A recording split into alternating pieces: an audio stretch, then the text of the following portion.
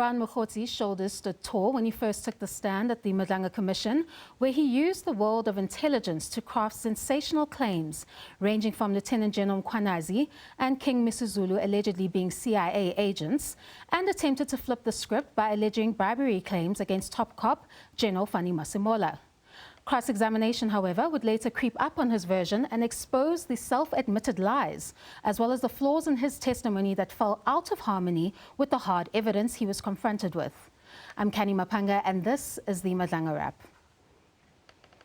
Clear that General Bekitele, he knew Vusi had Madlala beforehand.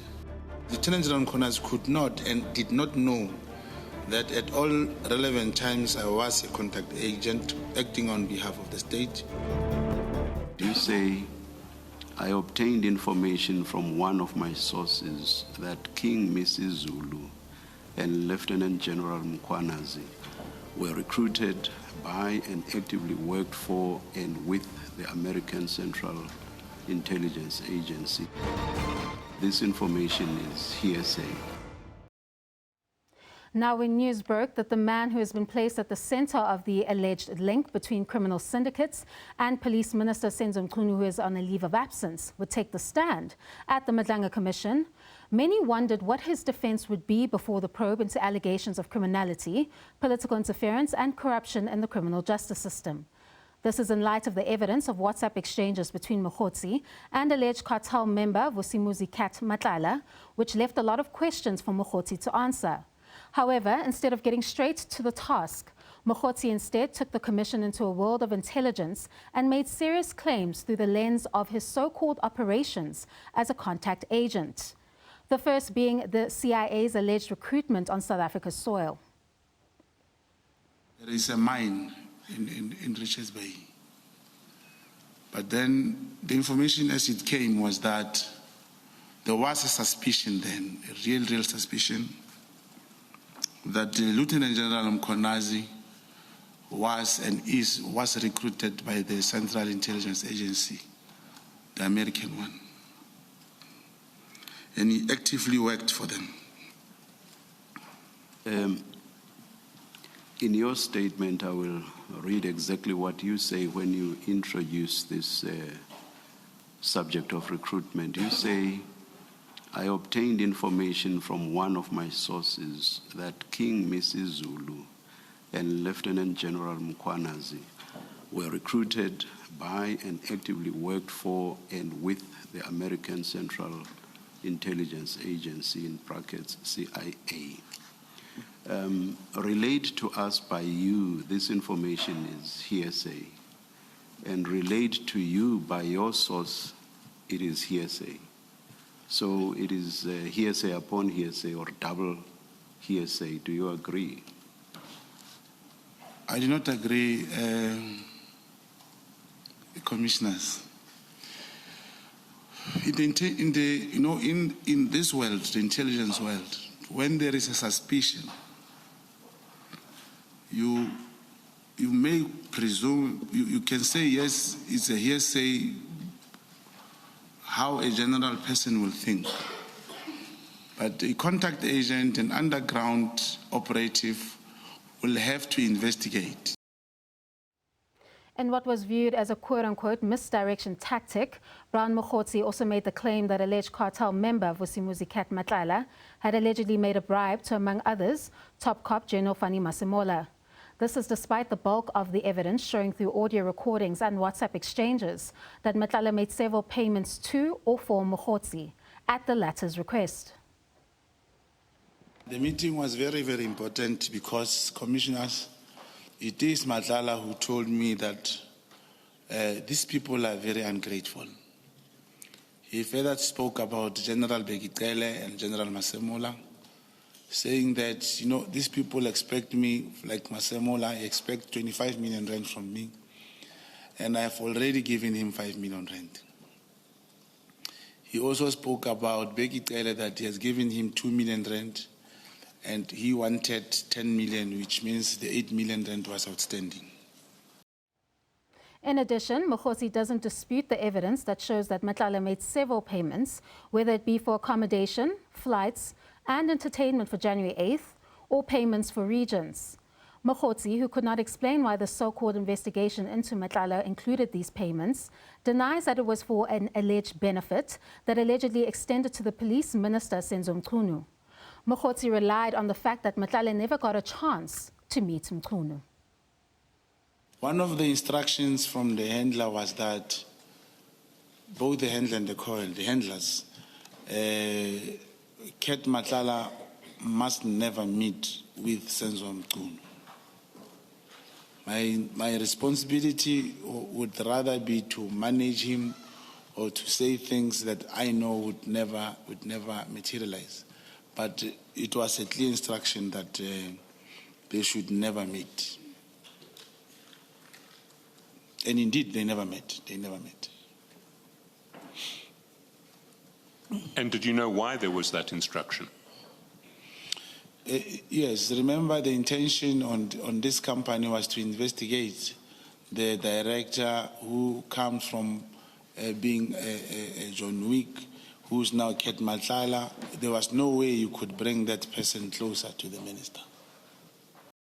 As Mogotsi continued to make what was described as fanciful claims under his evidence that he was a contact agent investigating Madlanga and alleged corruption within crime intelligence, cross-examination by Chief Evidence Leader, that is Advocate Matthew Chalskison SC, would sweep through these claims and dismantle them one by one. For example, the CIA claims Mogotsi made against the king of the MisuZulu nation, as well as KZN top cop Lieutenant General Mkhwanazi, were crushed by facts surrounding the mine in Richards Bay. I want to put to you is the notion that you advance in your statement that, and you refer to the off-take portion of this coal route. You say this the off-take portion of this coal route is owned by Israeli interests. That's what triggered this investigation, apparently. That notion is completely fanciful, because short of buying up all the export capacity of between 13 and 15 different mining companies, it's not possible to own the off-take portion of the Richards Bay coal terminal. You know that? I cannot give a specific answer, Commissioners. Remember, if you are given information, and that information also involves, like I said, the Chinese were interested there, and also involves not MisuZulu, the prince, saying he's being harassed because of that, saying Lieutenant General Mkhwanazi is actually opposing him at all costs because of that. You end up believing that the state, that's why I've given that statement. Let me give you another fact. You say in your statement that there was a fear that the coal terminal and the export route was going to be shut down. That's in your statement. That's apparently why the so-called Western interests got interested in. Yeah, according to information, according to the source, that's what I heard.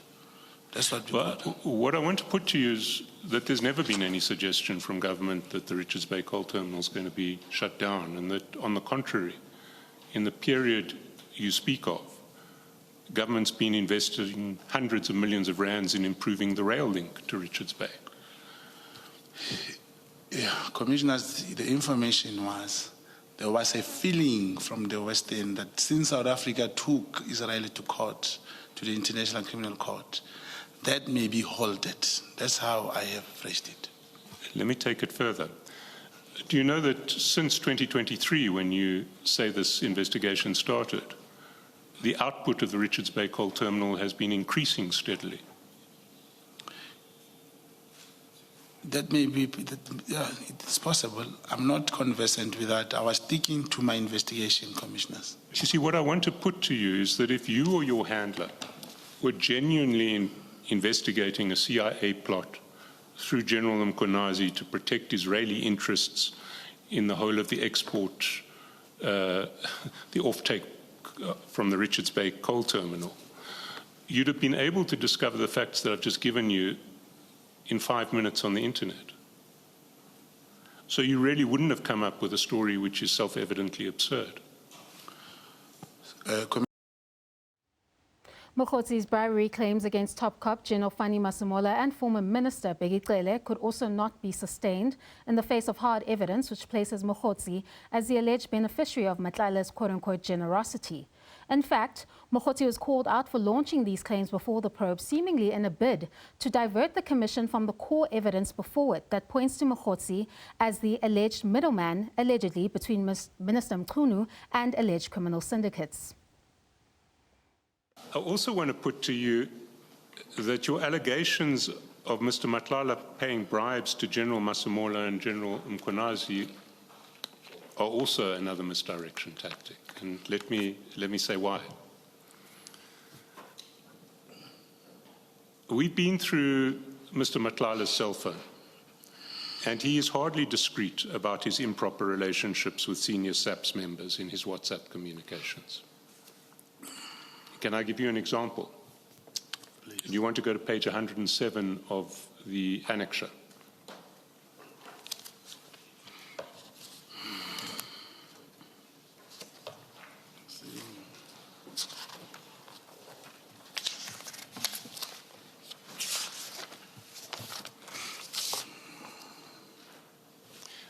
We'll come back to this exchange a little bit later, but I'm sure you remember it. It's relating to the witness who said he was being pressurized to change his story to falsely implicate General Khan. You remember that? That's correct. So Mr. Matlala says to you, in relation to this witness, arrange with Khan to give him cash if the information he has is worth it. So Mr. Matlala is indicating to you that General Khan, in his view, would be willing to pay a witness to give evidence that suits General Khan. Yes, I see the message. You accept that what he's saying to you is that General Khan will pay a witness to give evidence that suits him. This is what Kat said, commissioners, not what General Khan said or myself. I'm saying that Kat is not discreet about his communications in relation to senior police officers. We can say that. We've seen plenty of evidence in the chats of Mr. Matlala paying SAPS members to assist him. That's correct. We've seen plenty of evidence of Mr. Matlala communicating directly with SAPS generals and brigadiers in improper circumstances. That's correct. Now, if Mr. Matlala was paying massive bribes to General Masemola or General Mkhwanazi, I'd expect to see some sign of this relationship with these generals in his chats. The hardest truth, the cross-examination revealed, pointed to Brown Mogotsi being an alleged professional liar. This as an affidavit by Mogotsi was placed before the commission, revealing several lies that he made and admits to making. Mogotsi, however, charged that he took an oath and still lied as he was executing his duties as a so-called contact agent. This explanation seemingly did not sit well with the Commission's bench, as Chairperson, retired Justice Mbuyiseli Madlanga, questioned whether an oath meant anything to Mogotsi, who seemingly was now caught up in a web of lies. So that you do not leave this room with a view that you are being suppressed, I'm using your verb. So perhaps let me give you an opportunity to give yet another explanation. Thank you, Commissioner. Commissioner, when I came here to this commission, I never said I'm a high priest.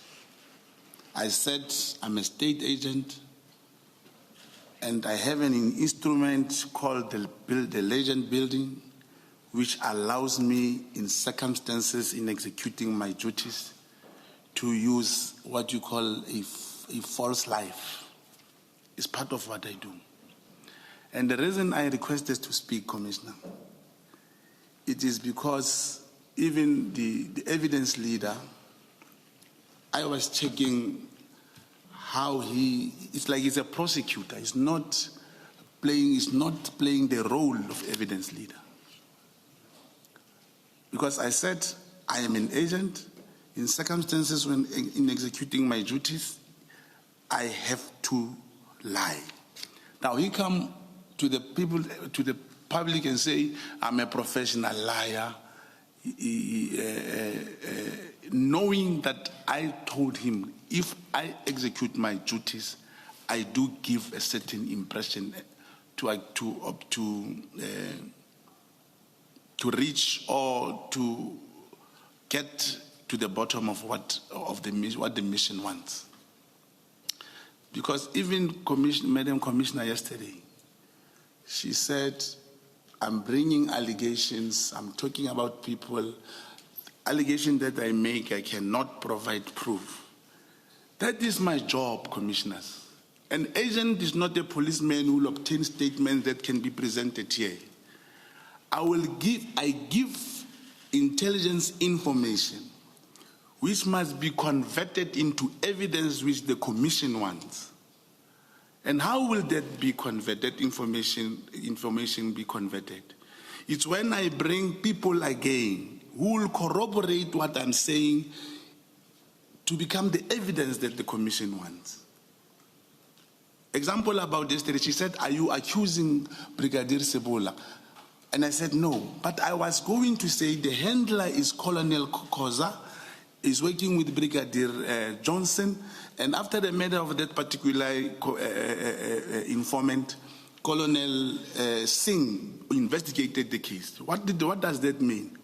It means when he meets with the commission, he'll be able to show the commission the light as to up to where his investigation arrived.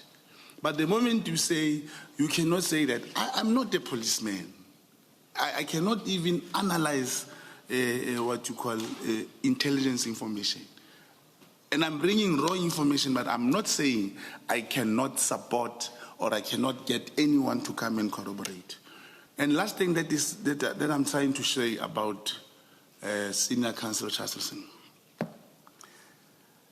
Evidence leader, maybe I should read this.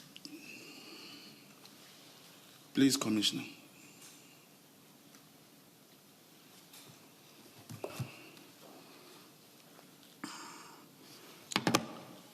Evidence leader present evidence in a formal process, such as in a disciplinary or commission of inquiry. Their role is to assist a committee or tribunal by organizing a leading evidence, which include preparing witness, interviewing them, presenting their evidence in a clear and structured way. Unlike a prosecutor, because now, even when he spoke about he gave us this thing to go and read, that me and the legal team should go through it. Now, he comes and talk about the Richards Bay terminal, and I was not prepared, of which I also have a story to tell, that the coal that comes from there goes straight to Israel. There was people protesting in Richards Bay.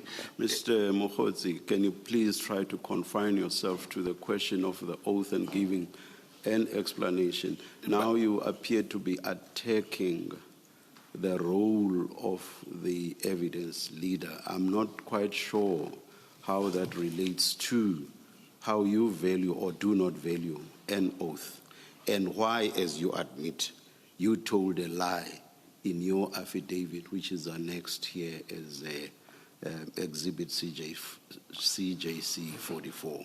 Can you please, I'm giving you all the leeway to explain yourself with regard to the lie that you admittedly told. But please don't veer off to a whole lot of other issues. Thank you, Commissioner. Then it means, commissioners, we need to start at this particular point. Does the commission believe and acknowledge that I'm an agent? If commission we cannot answer that. We are still to evaluate the evidence at some point.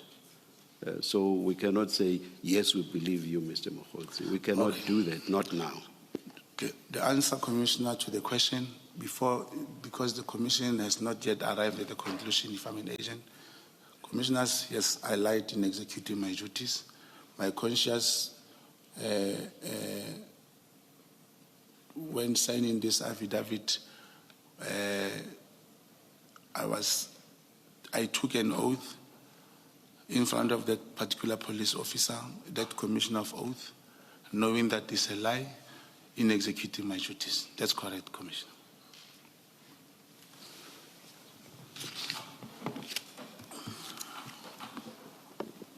I want to suggest to you, Mr. Mogotsi, and hopefully, and depending on the answer that you give, this is the last point I'm making at this stage. I want to suggest to you that an oath is meaningless to you, and I have no reason to believe that the one you took before us here means anything to you. Do you want to comment on that? No comment, Commissioner. Thank you, Mr. Mogotsi. Joining us further for this conversation on the world of intelligence introduced by Brown Mogotsi before the Commission is Mike Bolhurst, the Specialized Security and Investigations Expert. Thank you so much for your time, Mike. I think we can get straight to it. When you look at the role of an informant and a contact agent within the SAP system, which we know is catered for, in your experience, is it common for a contact agent to conduct investigations, or is their role quite limited in terms of what information they can give to crime intelligence? And essentially, can they go as far as what Brown Mogotsi went in his evidence in this so-called investigation into Cat Madlanga and crime intelligence? Well, let me say the last half an hour that I've listened to was excruciating. We as specialist investigators look at body language as well, and we look at a person giving his information and how he brings it across. It is very clear that he does not know what an agent is or an informant or how it works. It is very clear that he has made himself into somebody in order to hopefully be somewhere along the line accepted, that he has made so much money, has so much connections, and has so much and many people in his lives due to his criminality and his involvement in racketeering and organized crime. So I have to note here that informants do exist, although not as it should be. Presently in South Africa, it's fallen away, and contacts and all other kinds of infrastructures that gives information to the police. But the most basic one is an informant, and here's how it works. It is all recorded, all of it. It's all written down. It's all in a docket. There is a specific protocol that needs to be followed. There is secrecy, yes. There is privacy, but it's extremely professionally done. And there's never just one policeman involved. There will be a group of policemen involved, maybe from cybercrime, maybe from crime intelligence, from organized crime, and most probably even if it touches government and a government official, which will be a task team that will then work with registered informants. One mistake an informant makes, for instance, given money and cannot give an account of it, he's out and he's blown. This is not Mr. Mogotsi, and he's neither a contact as well. Speaking of money, we have seen evidence before the Commission which shows that Vusimuzi Cat Madlanga made payments not only to this travel agency belonging to the fiancée of Brown Mogotsi, or that's how he identifies her, but also made several payments for regions within the political party, as well as accommodation for the January 8th in Cape Town, as well as flights for him and several others. Is it common that a contact agent, the subject they're investigating, would be making these kinds of payments towards him? Should we accept that story as plausible? No. This is quite interesting because he lives the limelight. He goes to parties, he has the cars, he has the money, he has all the people he mixes with. But what has he presented? What has he investigated? What did he prevent? did he do any form of crime prevention? And usually contacts. An informant becomes a contact. And you get levels of contact. Extreme private, confidential, and extreme secrecy contacts. You do get those. But they will still follow even the most strenuous rules and regulations and protocol. And they will not draw attention like that. They will mix in, but they won't live over and above, like Mogotsi and these other generals and whomever is involved in this organized crime and the racketeering group, as they have lived.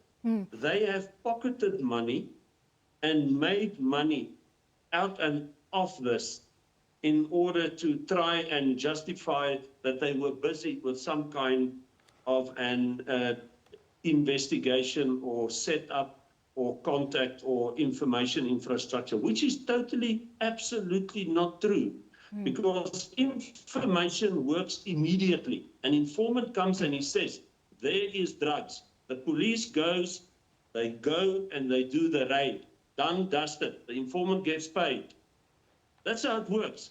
You can make it bigger, you can make it a government official, you can make it anything you like. It works on that protocol. When you become a contact in a long-term investigation, for say maybe overseas or for our government or wherever, it is a different story. And you will seldom hear that a guy like never ever, you won't hear it, that a guy like Mogotsi could be even known as a contact. He hasn't got the qualifications or the intelligence. He doesn't have it at all. Speaking of the remuneration that you mentioned, there was a version that he gave that he conducted an operation in Kenya where he took a flight to Kenya. However, when he was asked to account for that particular trip, he said that he did not claim it from the slush fund and that he paid out of pocket. So it was his own money that he used to conduct that investigation. I think he mentioned before the probe 15,000 Rand to conduct that. Is it common that you will see a contact agent being in a position to conduct the investigations out of their own money, or is it the general principle that the handler should issue out the funds in order for you to conduct these investigations? This is laughable. He most probably went for something where he made money or is involved in some woman or wine and song. I don't know. But if you do a proper investigation there, a proper cyber investigation, you will find out why he was there, and why would he say that he has paid this out of pocket? What is another thing that's very striking here is why is he not saying he's a contact and he's not talking? Or that his handler has forbidden him to talk. I mean, he just answers, he just blurts all these questions, answers out that has been questioned to him in a frivolous, disrespectful, stupid way. And even the commission has caught him out, pointed out to him, and had to many times, I don't know why they tolerated him so long, that he is actually not coming to the point. If he was a real contact, we would have just heard in camera, there's a contact that's being interviewed. That's how it works, like with protected witnesses. If you're an extreme informant, you're not on TV today. And if you have to give information, because an extreme informant and an extreme contact, Brian Mogotsi, would be then of such value that he would have that extreme privacy outside of court, witness protection, because the bomb has now burst and exploded and everything is out on the table. You protect the informants. And he goes into a witness protection, and that's how he will give his testimony. With people to prove that, his handler and everybody else. This handler word is so easily used. It's the task team that takes it then further. The task team is known for their investigation. Their informants and their contacts is not known, but it's extremely protected, and they're very valuable if they do exist. Indeed, there's so much to unpack regarding Brown Mogotsi's evidence. However, we have run out of time. Thank you so much, Mike, for giving us your valuable input, reflecting on the testimony of Brown Mogotsi, that is the alleged associate of Police Minister Senzo Mkhwanazi. This brings us to the end of this week's wrap. Brown Mogotsi, however, is not off the hook just yet, as he is expected to return to the Commission at a later date yet to be announced. The Commission will continue with its probe on Tuesday at 9:30 a.m. with a new witness. We can meet again next week on Sunday at 5 p.m. to unpack what more could unfold from this crucial probe.